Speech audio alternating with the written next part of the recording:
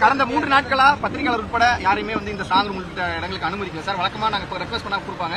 3 நாளுக்கு அப்புறம் வந்திருக்கீங்க, பாதுகாப்பு ஏற்பாடு எப்படி இருக்கு? அதை பத்தி தமிழகம் முழுவதும் 39 சென்டர்ஸ் இருக்கு டோட்டலா. சென்னையில் 3 இருக்கா. ஸோ தலைவர் அவர்கள் எல்லா வேட்பாளர்களையும் அவங்கவுங்க தொகுதிக்கான ஸ்ட்ராங் ரூம் சொல்லக்கூடிய எல்லா இடத்துக்கும் விசிட் பண்ண சொல்லியிருக்காரு. ஸோ எல்லா வேட்பாளர்களும் விசிட் பண்ணிட்டு இருக்காங்க. ரயில்வே காலேஜில் ஸ்ட்ராங் ரூம் போய் பார்த்தோம். பெரம்பூர் தொகுதியிலிருந்து சிவா வந்திருக்காரு பெரம்பூர் தொகுதிக்காக. ஸோ அனைத்து ஏற்பாடுகளும் சிறப்பாக இருக்கு. கவுண்டிங் டே அன்னைக்கு தகுந்த பாதுகாப்பு கொடுக்கணும். ஒவ்வொரு சுற்றும் நேர்மையான அடிப்படையில் எண்ணணுங்கிறது எங்களுடைய வேண்டுகோள். எலெக்ஷன் கமிஷன் அதை கேட்டிருக்கோம். ரயில்வே காலேஜை பொறுத்த வரைக்கும் எந்த பிரச்சனையும் இல்லை இது வரைக்கும். கவுண்டிங் அன்னைக்கு இந்த 2 சிஎம் கேண்டிடேட்டோட வாக்குகள் என்ன போறாங்க? அன்னைக்கு பரபரப்பான சூழலா இருக்கும். அன்னைக்கு என்ன கோரிக்கை தேர்தல் அன்னைக்கு வைக்கணும்னு நினைக்கிறீங்க? இல்ல அந்த பொதுவா ஒவ்வொரு ரவுண்டையும் கரெக்டா டைம் கொடுத்து உள்ள போய் பார்த்தோம். கிட்டத்தட்ட 28 கேண்டிடேட் எங்க தொகுதிகளே இருக்கிறாங்க. பட் ஆனா கிளாஸ் ரூம்ஸ் சின்னதா இருக்கு. ஒவ்வொரு ரவுண்ட்லயும் கிட்டத்தட்ட ஒரு 5-6 பேருக்கு மேல நிக்க முடியாத அளவுக்கு சின்ன சின்ன இடமா தான் இருக்கு. கவுண்டிங்கான ரூமை போய் பார்த்தோம். ஸோ அதுல கொஞ்சம் டைம் கொடுத்து ஒவ்வொரு ரவுண்டையும் நம்ம டைம் கொடுத்து கரெக்டா எண்ணி கரெக்டா அனௌன்ஸ் பண்ணுங்கிறது தான் எங்களுடைய வேண்டுகோள். கரெக்டா நடக்குங்கிறது நம்பிக்கை எங்களுக்கு இருக்கு. சிஎம் கொடைக்கானல் போயிருக்காரு, டெபுட்டி சிஎம் துபாய் போயிருக்காரு, எடப்பாடி பழனிசாமி அவர்கள் சேலத்தில் இருக்காரு. So where is Vijay sir? அவருக்கு என்ன plan sir? Is going on vacation? Counting எப்படி பண்ணணும், ஸ்ட்ராங் ரூம் மானிட்டரிங் எப்படி பண்ணிட்டீங்கிற கட்சியோட வேலையில டெய்லி எங்களை கூப்பிட்டு இந்த எலெக்ஷனுக்கான பணியை டெய்லி மீட்டிங்ல இருக்காரு. முன்னாள் முதலமைச்சர் மு க ஸ்டாலின் அவர்கள் நிரந்தரமா ஓய்வு எடுக்கணுங்கிறது எங்களுடைய வேண்டுகோள். அப்படியே அவர் ஆஸ்திரேலியா போறாரு, விஜய் ஆஸ்திரேலியா போறாருன்னு சொன்னாங்க. அது உண்மையா? ஆஸ்திரேலியால நாளைக்கு 3 கிளம்ப போறாரு. திமுக தான் ராக்கெட் ரெடி பண்ணிட்டு இருக்காங்க. அதனால ரூமர்ஸ் எல்லாம் பதில் சொல்லி டைம் வேஸ்ட் பண்ண வேணாம். இத்தனை நாள் 1 வருஷமா டிஎம்கே கவர்மெண்ட்ல தான் ரூமர்ஸ் பரப்பிட்டு இருந்தாங்க. இப்பதான் கவர்மெண்ட் முடிஞ்சிருச்சு. இனிமேட்டு கொஞ்சம் மக்களுக்கு என்ன தேவையோ, மக்களுக்கு செய்ய வேண்டிய கடமைகள் நிறைய இருக்கு. அதை பத்தி எங்களோட தலைவர் சிந்திச்சிட்டு இருக்காரு. கட்சிக்கான பணியில் இருக்கிறாரு. கவுண்டிங் டே அன்னைக்கு என்னென்ன செய்யணுங்கிறத இதுதான் எங்களை கூப்பிட்டு எல்லாத்துக்கும் இன்ஸ்ட்ரக்ஷன் கொடுத்தாரு. எல்லா வேட்பாளர்களுக்கும் எங்க தலைவர் இன்ஸ்ட்ரக்ஷன் கொடுத்துட்டு இருக்காரு.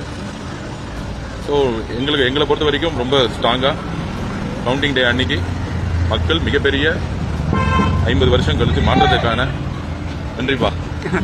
மாற்றத்திற்கான ஒரு முடிவை கொடுப்பாங்க. டிவி டிபேட்ல உட்காந்து பேசிட்டு திமுக மாதிரி டைம் ஸ்பெண்ட் பண்றதுலாம் எங்களுக்கு டைம் இல்லை. அதனால 4ஆம் தேதி அன்னைக்கு மக்களுடைய முடிவை நீங்க பாப்பீங்க. டெல்லியில ஒரு பெரிய பொலிட்டிக்கல் டிராமா ஆயிட்டு இருக்கு. Like Aam Aadmi MPs are shifting to BJP. திமுகவுடைய மனசுல இருக்கீங்க எல்லாம் okay. there are huge number of Aam Aadmi people joining BJP in Delhi. உங்க டேக் என்ன சார்? இது நீங்க அவருடைய கெஜ்ரிவால் அவர்கிட்ட தான் கேட்கணும். ஸோ நான் எங்களை பொறுத்த வரைக்கும் தேர்தலில் முக்கியமா ஸ்ட்ராங் ரூம்ல ஒவ்வொரு வேட்பாளர்களுக்கும் தலைவர் சொல்லியிருக்காரு. 14 பேரை எண்ணிக்கை கவுண்டிங்கோடைய மெம்பர்ஸை நாளைக்குள்ள ஃபைல் பண்ண சொல்லியிருக்காரு. அட்வொகேட்ஸ் டீம் ரெடி பண்ண சொல்லியிருக்காரு. ஸோ ஜூம் மீட்டிங்ல அட்டன் பண்ணிட்டு இருக்காரு மீட்டிங்கை.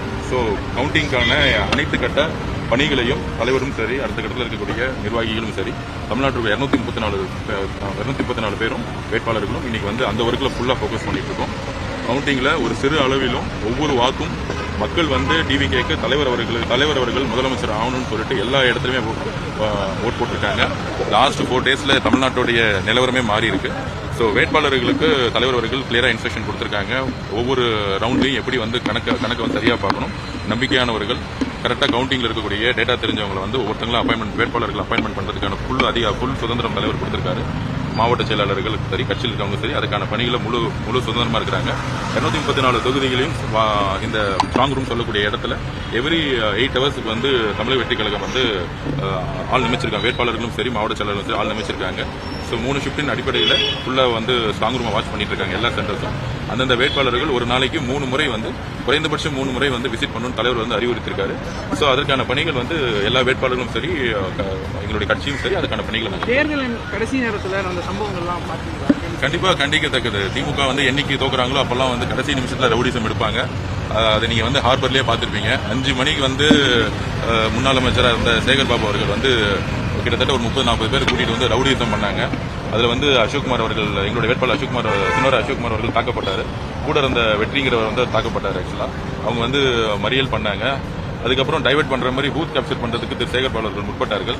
சைதாப்பேட்டையில வந்து எங்களுடைய வழக்கறிஞர்கள் தாக்கப்பட்டு ஹாஸ்பிட்டல் அட்மிட் பண்ணாங்க. எங்களுடைய வேட்பாளர் அட்மிட் ஆனாங்க, 2 நாள் அட்மிட் ஆகி நேற்று தான் வந்து டிஸ்சார்ஜ் ஆனாங்க. ஸோ மக்கள் இந்த ரவுடிசத்தையும் இந்த தமிழ்நாடு முழுவதும் திமுக கடைசியில் நம்மளது வந்து 5000 ரூபாய் ஓட்டு கொடுக்கறது. மக்கள் இந்த 5000 ரூபாய் வந்து தூக்கி போட்டு ஒரு ஜனநாயகத்துக்கான வெற்றியா வந்து இந்த தேர்தல் இருக்கும்போது தமிழக வெற்றி கழகத்திலிருந்து யாருமே வந்து ஒரு ஓட் ஃபார் கேஷிங்கிறதுக்கோ பணம் கொடுத்து ஓட்டு வாங்குறதுக்கான எந்த விதமான செயல்களையும் ஈடுபடாம தலைவர் அவர்கள் மாற்றத்திற்காக ஒரு ஜனநாயகத்துக்காக ஒரு அரசியலை எப்படி ஆரம்பிச்சாரோ அவருடைய வழியில எல்லா வேட்பாளர்களும் வீடு வீடா மக்களிடம் போய் சென்று இன்றைக்கு ஒரு பெரிய புரட்சியை உருவாக்கியிருக்க தமிழக வெற்றி கழகம் உருவாக்கியிருக்காங்க.